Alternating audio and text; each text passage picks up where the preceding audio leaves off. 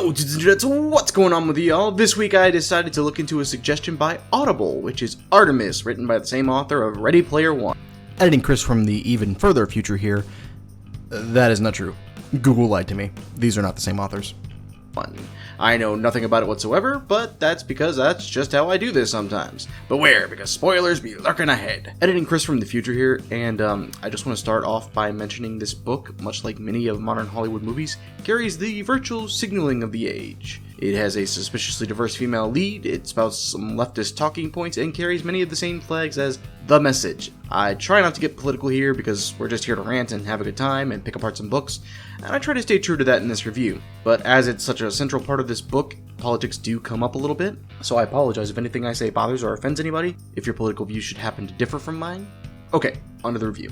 So, boy, oh boy, do we start off hard. Two people are hopping along in space, and one of the suits is leaking, kind of a major issue, and the protagonist and Bob are arguing because Bob wants to connect their tanks so protagonist doesn't die, and protagonist literally refuses, even disobeying orders because there's a risk applied to Bob if he should do that. I mean, just damn, don't make it too obvious that your MC is willing to be self-sacrificing or anything. Part of my immediate distaste may be the tone in which Rosario Dawson reads this, and nothing against her personally, but she reads this in a bit of a regal and dramatic tone, as if I'm supposed to constantly be on the edge of my seat, but really it just comes off as a little bit ridiculous. So, protagonist, named Jazz, is trying to get into some type of guild. This was her tryout, and she bought a used suit because you can't try out until you have the suit and she can't afford a new one. So then she demands to know how she did, and Bob tells her she failed because, you know, recklessness and disobeying orders might not exactly be good to have while performing space missions.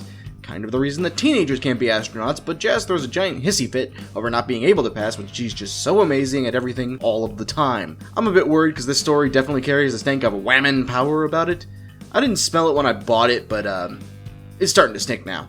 So, while explaining a bit about how moon life works, we learn that rich people vacation on the moon and pay the guild to go explore outside, and I am forcibly reminded of Futurama's Moon episode. Sure, there likely would be purists who just want the actual moon experience in reality, but a great many people vacationing the moon would probably just build a theme park, because that's what we do as humans. Anyway, Jazz gets into an argument with someone named Dale, who is an asshole, and if I had to guess is probably white, because, you know, toxic masculinity. She even gets upset when she wastes a perfectly good bitchy glare that he doesn't see. Am I supposed to like this chick? Because I don't. I think this quote sums up the book's intentions rather nicely. My cart was a pain in the ass to control, but it was good at lugging things around, so I decided it was male. I named it Trigger. Yep, the book stank indeed. Also, Jazz is a minority, Saudi Arabian if you're curious. Also, it goes on about how capitalism is harsh and only benefits the people at the top. Give me more, book. Yell at me how abortion is a wonderful thing and we should all be grooming children. I don't go on about politics much, but it's shoved at me from every angle here, and it makes what would be an engaging sci-fi story rather insufferable. So, there's a section at the end of Chapter 1, and an exchange of letters from some type of pen pal program where I presume Jazz is talking to someone in Kenya, and they exchange ideas, hopes, and stuff as young children. I like this. It was nice. Then they start going on about how almost everyone in Artemis is white, and that's just so unfair. Guys, I think this book may be left-leaning. The author might be making a point about racism. I don't know if they're under the impression that they're trying to make a brave and valiant stand or just trying to earn brownie points from liberals, but it's enough to make me want to roll my eyes. Obviously, we all agree that the racisms are bads. You don't earn points for not liking Nazis. Then we get introduced to the main sheriff on the moon. I forget what his actual title is, but I like thinking the phrase moon sheriff, so I'm going to keep calling him that. Anyway, he's insanely good looking apparently, but Jazz hates him because he does such insane things as making sure people aren't smuggling illegal goods into the country that could, you know, blow up the city. What an asshole. Honestly, stuff like this might not bother me much in an average book. We have a smuggler trying to make ends meet and a lawman who disagrees with them. There's a lot that can be done with that. But surrounded by the rest of the preachiness in this book, it just leaves a bad taste in my mouth, like trying to eat something you didn't realize is spoiled. So, after helping save people from a fire, Jazz goes to her favorite bar. Favorite because it's the closest to her house, and drinks her favorite beer. Favorite because it's the only one she's ever had. I'm not sure the author knows what the word favorite means. So, quick science note, and I can almost forgive the author this. Keep in mind, I am not a scientist, so this is a bit of a layman's understanding of how this would work, but a quick Google search does back me on this.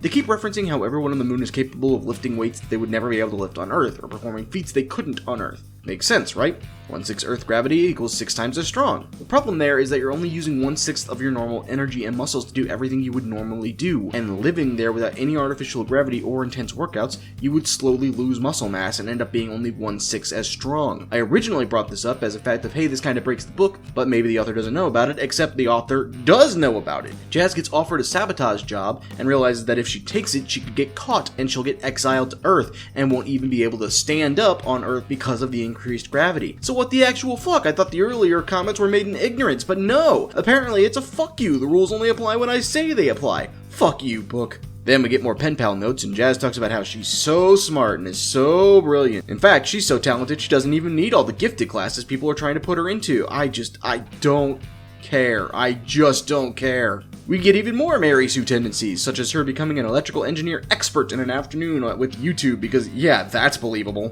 Book is flying downhill. Anyway, she eventually goes into this extremely dangerous mission which goes tits up, and she starts dismantling robots she was paid to destroy. Then the people in charge of controlling said robots have the absolute gall to attack her while she's dismantling their $1 million machines, which she even acknowledges, and yet she still feels like they're in the wrong. If someone is burning down buildings and refuses to stop, they don't let them continue committing the arson. So Jazz decides to go on the run because she's fucked, and when she fails to complete the job, her hirer winds up dead, so she decides to work out what just happened. Honestly, if we were here from a far more well-written character and left out a lot of the political junk, I probably would have been more into this. That's all it really takes. Decent characters, decent story. I could even forgive some of the super left-leaning stuff if all the Mary Sue crap didn't reek every page of this book. I really could. But you just couldn't give me a decent character, could ya?